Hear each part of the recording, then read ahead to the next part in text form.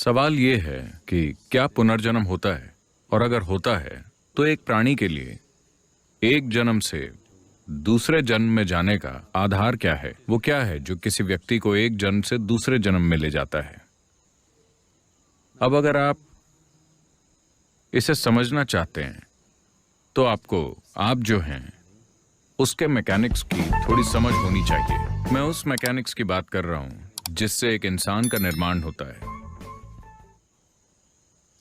देखिए, जब आप कहते हैं कि मैं एक इंसान हूं तो सबसे बाहरी रूपरेखा भौतिक शरीर की होती है। योग में हम हर चीज को शरीर की तरह देखते हैं क्योंकि ये आपके लिए समझने में आसान है। तो हम इस शरीर को 5 आयामों या 5 परतों के रूप में देखते हैं। भौतिक शरीर को अन्नमय कोश कहा जाता है। अन्नमय कोश का मतलब है अन्न मतलब भोजन। ये भोजन शरीर है। अगले को मनोमय कोश कहते हैं, जिसका मतलब है कि यह मानसिक शरीर है। तीसरे को प्राणमय कोश कहते हैं, जिसका मतलब है ऊर्जा शरीर। भौतिक शरीर, मानसिक शरीर और ऊर्जा शरीर, ये तीनों आयाम भौतिक हैं।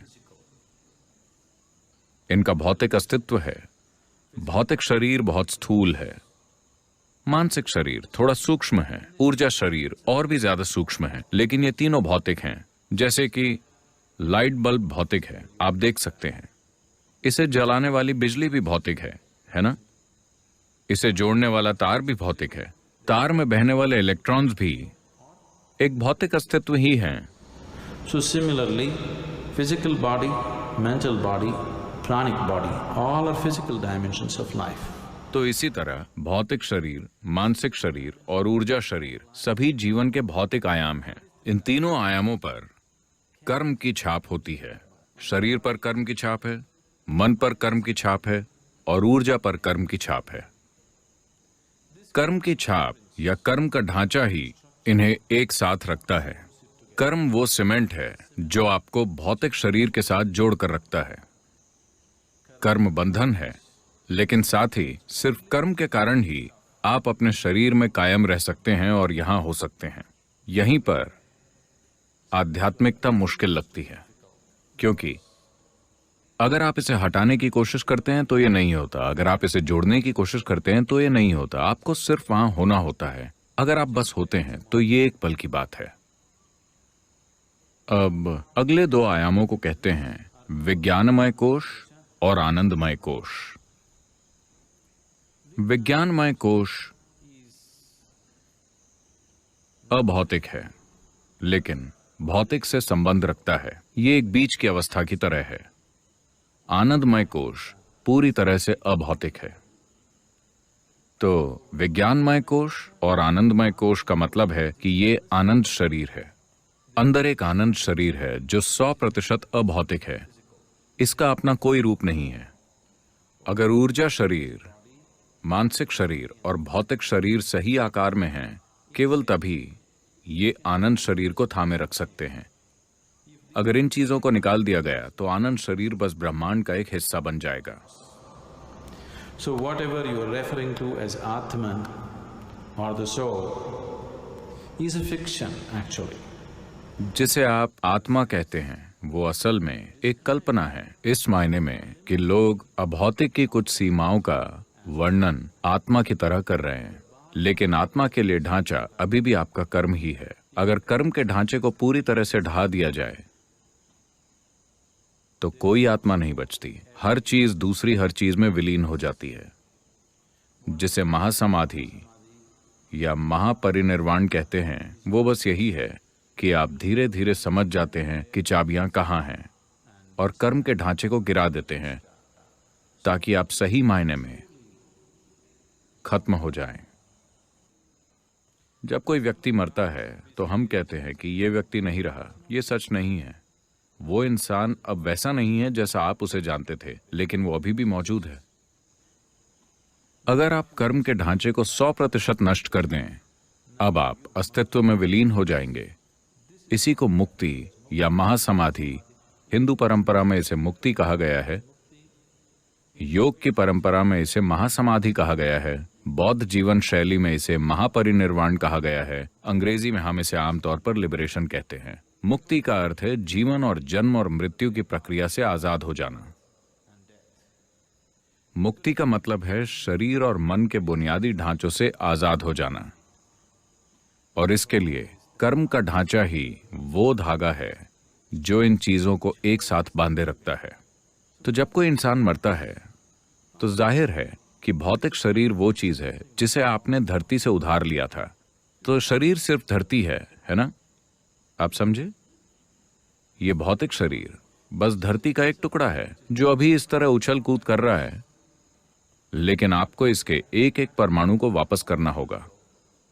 ब्याज नहीं लगेगा, लेकिन आपको हर परमाणु वापस करना होगा। आपको एक भी परमाणु ले जाने की इजाजत नहीं है, कोई भी नहीं ले जा सका। भौतिक शरीर अलग होकर गिर जाएगा, लेकिन आपके कर्मों की मात्रा के आधार पर आपका मानसिक शरीर और प्राणिक शरीर बने रहते हैं। अगर कर्म का ढांचा बहुत तीव्र है, अभी खत्म नहीं हुआ है, तो इसे खत्म करना होता है। अगर कर्म कमजोर हो गया है क्योंकि यह अपना दौर पूरा कर चुका है, तब वो बड़ी आसानी से दूसरा शरीर पालेगा।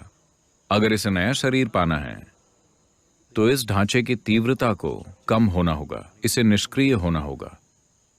अगर ये बहुत तीव्र है तो ये नहीं खोज सकता, इसे इंतजार करना होगा।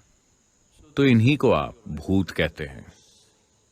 कोई मर गया है लेकिन उसके कर्म का ढांचा अभी भी तीव्र है क्योंकि वो अभी खत्म नहीं हुआ है। अब उसे दूसरा शरीर ढूंढने के लिए काफी ज्यादा समय चाहिए। वो अभी भी मौजूद है। उसके कर्म का ढांचा जितना ज्यादा तीव्र होगा वो उतना ही ज्यादा दिखेगा या लोग उसको अनुभव करेंगे। आपके चारों ओर ऐसे अनगिनत प्राणी हैं, चाहे आपको पता हो या ना हो, लेकिन उनमें से अधिकतर को आप अनुभव नहीं करेंगे क्योंकि उनके कर्म खाली हो चुके हैं। वो बस थोड़ा और खाली होने का इंतजार कर रहे हैं इससे पहले कि उन्हें एक नया शरीर मिले। लेकिन अगर उनके कर्म बहुत तीव्र हैं, इसीलिए लोगों ने आपको बताया है कि अगर किसी की अप्राकृतिक मौत होती है, दुर्घटना में या आत्महत्या से या किसी दूसरी तरह से, तो वो भूत बन जाएंगे। ऐसा नहीं है, हर कोई बनता है। बस इतना है कि उन्हें आसानी से महसूस किया जा सकता है। वो आपके अनुभव के लिए ज्यादा उपलब्ध हैं क्योंकि उनका कार्मिक ढांचा ज्यादा तीव्र है।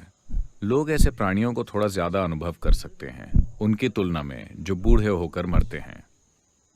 अगर कोई अपने इस जीवन के लिए निर्धारित कर्मों को पूरी तरह पूरा कर लेता है तो वो बस यूं ही मर जाएगा, बिना किसी बीमारी के, बिना एक्सीडेंट के, बिना किसी चोट के। जब कोई व्यक्ति ऐसे मरता है बस यूं ही, तो वो कुछ घंटों में ही दूसरा शरीर पा जाएगा। तभी इस परंपरा में कहा गया है कि अगर कोई अपना जीवन पूरा करके शांति के साथ मरता है तो ये मरने का सबसे अच्छा तरीका है, क्योंकि उसे इंतजार नहीं करना पड़ेगा, नया जीवन तुरंत शुरू हो जाएगा।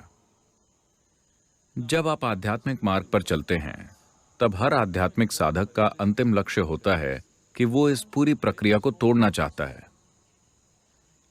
या अगर इसे दूसरी तरह से देखें तो हम कह सकते हैं कि जिसे आप अभी अपनी आत्मा कहते हैं वो एक बुलबुले की तरह है। बुलबुले की बाहरी खोल आपके कर्म का ढांचा है, अंदर हवा है। मान लीजिए कि आप बुलबुला तोड़ देते हैं, आप बुलबुले को फोड़ देते हैं, तो हवा कहां गई? आपकी हवा कहां गई?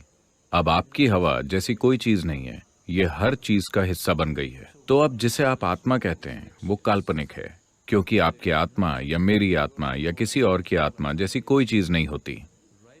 अभी ये असीमितता एक सीमित कर्म के ढांचे में बंद है। तो इससे आपको ऐसा एहसास होता है जैसे कि ये एक अलग इकाई हो। अगर आप उन चाबियों को अलग कर देते हैं जो कर्म के ढांचे को बांधती हैं, तब ये बस ध्वस्त हो जाता है। तो मृत्यु के बाद का जीवन, अगला जन्म, इस सारी बकवास में विश्वास मत कीजिए। लेकिन अभी अगर आप यहां बैठते हैं और बस अपनी आंखें बंद करते हैं, आप साफ साफ देख सकते हैं कि आप इस शरीर से परे भी कुछ हैं, है ना?